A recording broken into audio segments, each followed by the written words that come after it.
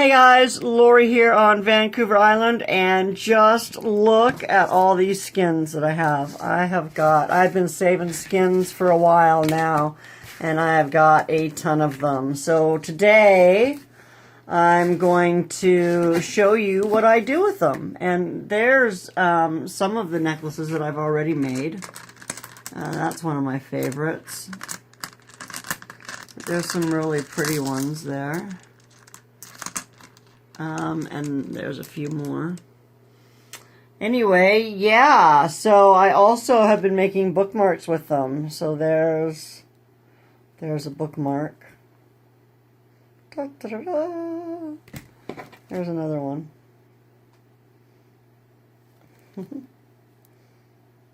Yeah, so I'm going to make a couple of those, and I'm going to do some necklaces, and I'm just going to turn this on and chat with you while I'm doing it. So, hey, thanks for stopping by, and thanks for subscribing. Please do if you haven't already.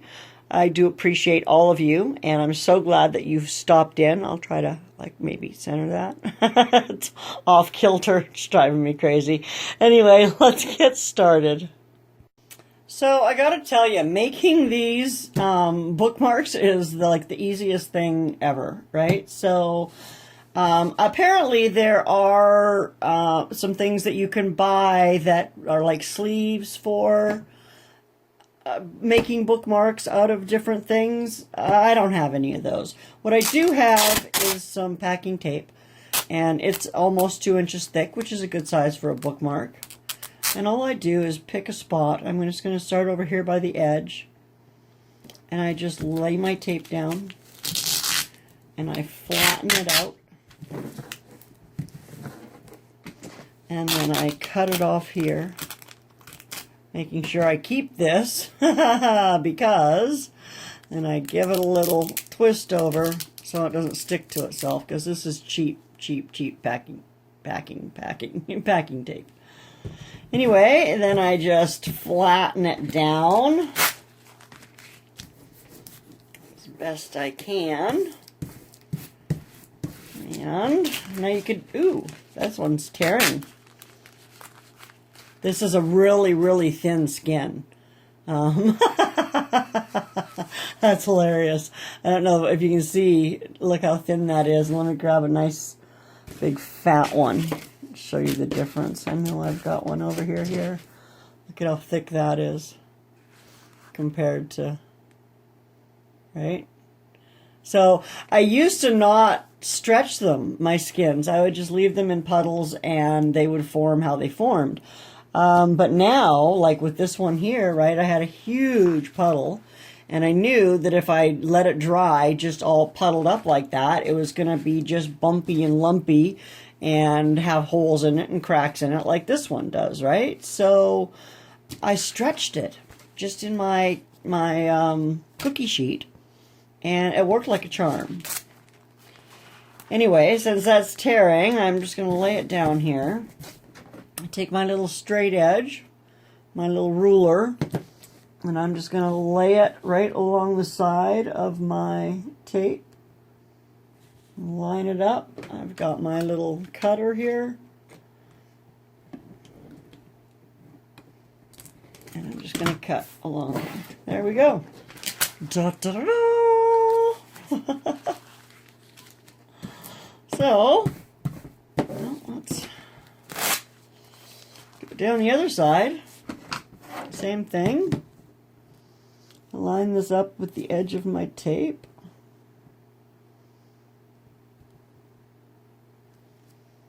And take my ruler. Oops. That should have worked a little better.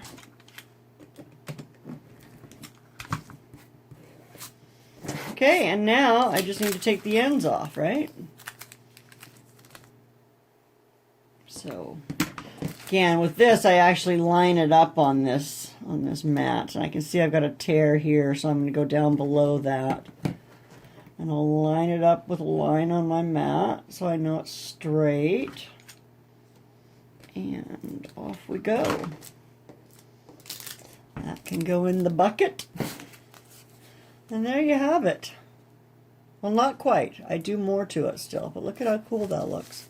I still got to cut off the bottom end. So we'll line this up. You see that? Maybe I'll do it over here. There, so I'll line this up. Right, so that way I know it's square. And I'll line this up. And off with his head. Okay, so then for the other side, it's a little boring, right? It's not super colored and super pretty or anything. So what I do is I have these. These are from my scrapbooking days, and I'm not really doing a whole lot of scrapbooking anymore. I've pretty much done my scrapbooking. So I find one of these. I make sure it's going to fit. I know I've got something on here somewhere. Here, this one will work. And I don't measure. You guys know that. I don't hardly ever measure anything. Unless I need to. I mean, if I need to measure something, I measure something. But I don't generally. I kind of just eyeball it. And I'm going to just try and smack that down in the middle there. Self-stick. And now I'm going to come back in with my tape again. And I'm going to line that up along the edge. Just like that. And stretch it across. Just like that. And I'm going to cut this again. And put a tip on that. And there you have it, right? So this is pretty easy to cut off, but I will still use my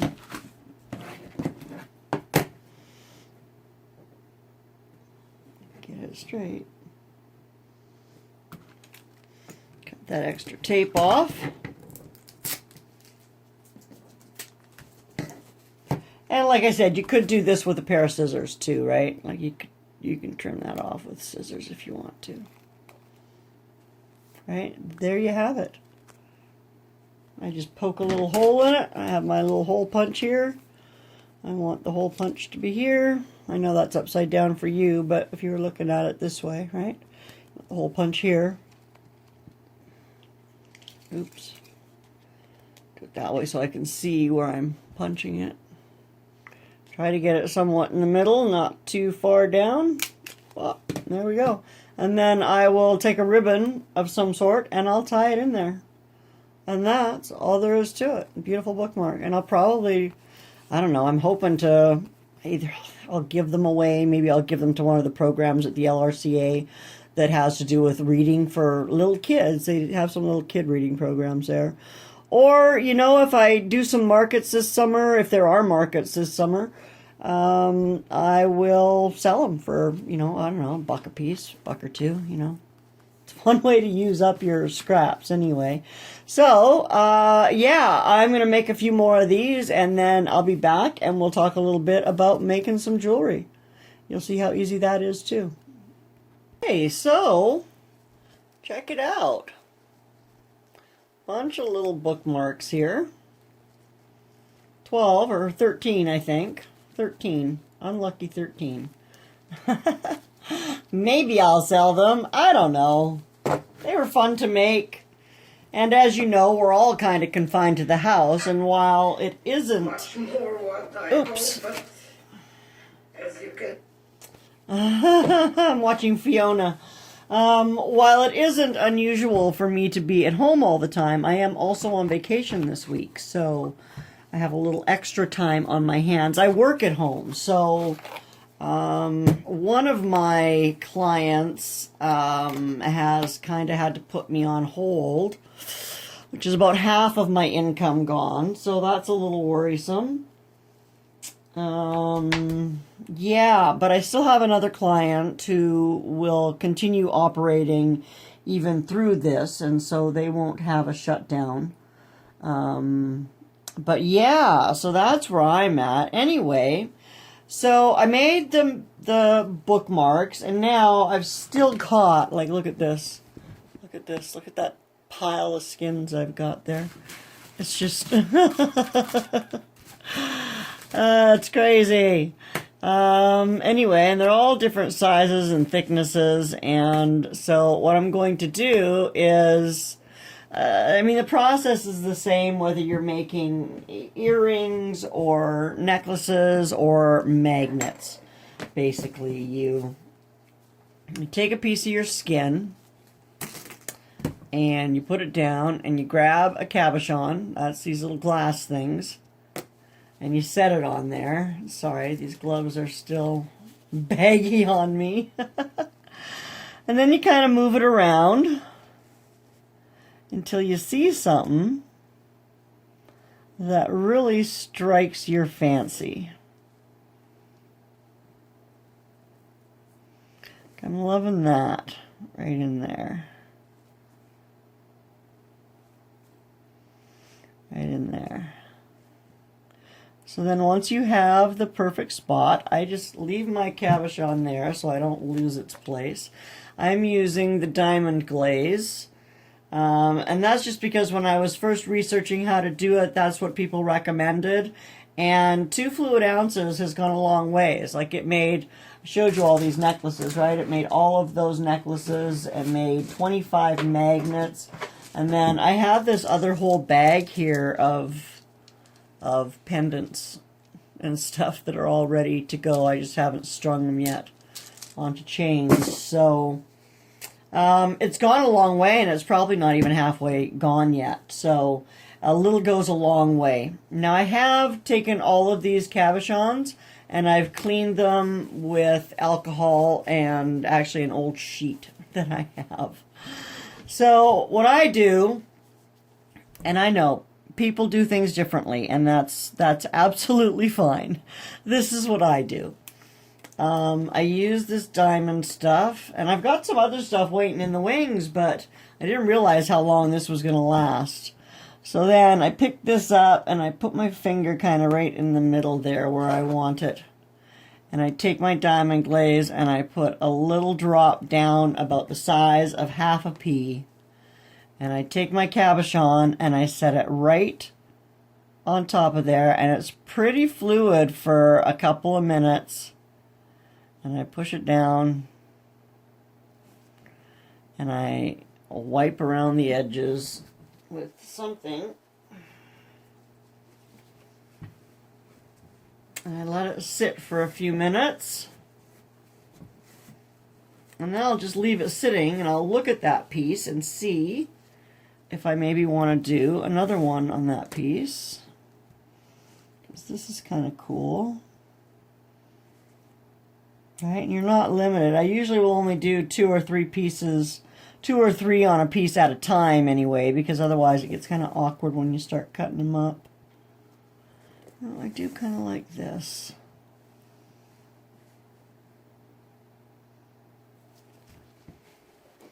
I'm going to actually zoom you in and tilt you some more so you can see what I see. There. Okay, so there's another one that I really like. Here's my one that's already stuck. And here's the one that I'm going to do next. So again, I just kind of stick my finger in the middle. I grab my diamond, whatever. I put a little drop down. What is it? Diamond glaze. It's a dimensional adhesive. I've never used it as a dimensional anything. I've just used it in this way. So then again, you hold it down for a minute or two. And then I actually leave my skins and my cabochons sitting overnight. So what I'll do with these is I'll let them sit for a while without disturbing them. Actually, I'll just do that now. So I have a little piece of wood here. It's actually one of my smaller pours. But anyway, it's a big solid chunk of wood, and I've got it upside down on a piece of parchment paper. And what I'll do is I'll set these on here and I'll line them all up. And then what I'll do is I'll take a piece of felt or something and put it on top of them, and then I'll put another board on top of that to give these weight. And that way it weighs them down, and while that glue sets up, so I usually leave them for about 24 hours, and while that glue sets up, and once it's set up, I'm good to go. So I'll come back tomorrow and film that part for you. Because yeah, we're apparently not going to get to it tonight, but that's all there is to it. So once you cut it out, right, like I've got these little magnets. These are from 3M, and these guys are self-adhesive, so all you do is stick that onto the back of the cabochon. Once you've, you know, this is obviously a clear one, right, but you just stick it on the back there, and then I do the same thing as I leave them up, standing up again like this on a little piece of wood, and set another piece on top of it to just give them that extra little bit of oomph. And these little magnets, these are pretty powerful, so I'm very happy with them. Sometimes you get flimsy, cheap magnets, and that's never fun. Anyway, like I said, I'll come back. I'm just going to do this with a bunch of these, and yeah, we'll go to town, and then I'll show you how I finalize them and put them together at the end. Alrighty, so here they are. So all I did was I left them sitting overnight. I put a soft cover on them, and actually it was a piece of felt, and then I put another, just one of my trivets to sit on there on it, and I left them sitting overnight, and then I came in here with a little pair of pinking shears and trimmed off all of the excess paint. And there you have them. So now all I'm going to do is, I've got these 3M, and I'm holding my phone today, it's not in the tripod. I've got these little 3M magnets, and these are little self-stick guys, and they are just going to stick to the back of these, and I'm going to have a bunch of magnets. Woohoo! And there you have them, a whole bunch of magnets, apparently. So all I did was I cut them out with a little pair of pinking shears, a little tiny pair of scissors, and they all turned out beautifully. So thank you for watching. I hope you now have a better idea of some things you can do with your skins. I'm sure you've seen the cabochons and stuff before, but maybe not the bookmarks. Although I did see it in a video on YouTube, so you may have seen the same one. Anyway, it does give something to do with all of these bits of paint instead of just throwing them into the landfill. So again, whether I'll give these away or try to sell them at a market, I don't know. What would you sell magnets for? I'd be very interested to hear your guys' ideas on how to sell this stuff, because I'm starting to get quite a stockpile of magnets and necklaces and trivets and coasters, and I don't really know many people, so I can't just give them away. But what do you find to be the most effective for selling? I do have my own website, and I'll be putting stuff on there soon, so there is that. But yeah, let me know what you think. Thanks for watching. Have a great day. Bye now.